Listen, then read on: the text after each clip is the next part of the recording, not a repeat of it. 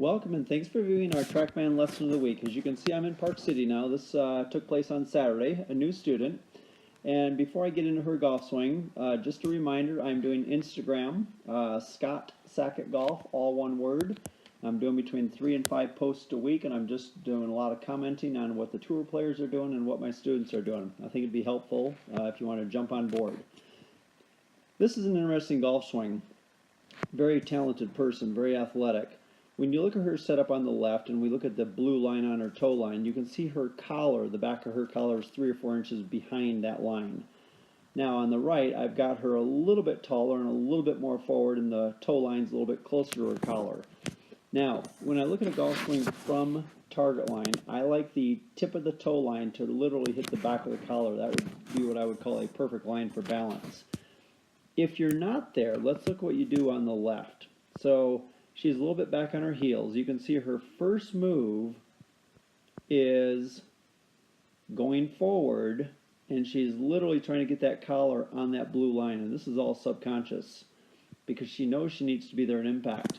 Now, when you get somebody in a little better position at address, in other words, I've got her a touch taller in the knees and I want her to feel like she's a little bit more bent over up top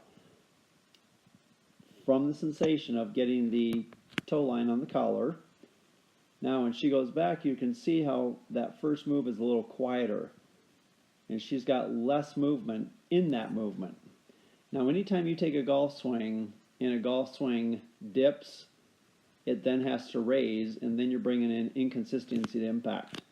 So let's take these through. Now as she comes up on the left,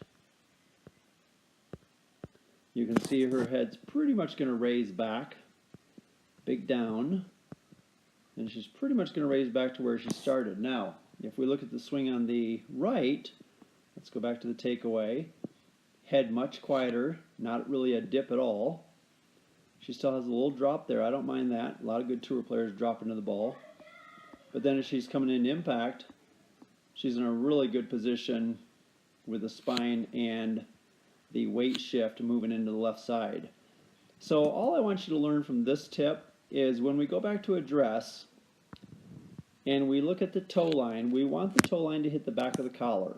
If we can do that at address, the likelihood of you swinging around a fixed spine would be very high, and it would also keep you level. So if you can work on those two things, I think you're going to see your ball striking improve. Good luck.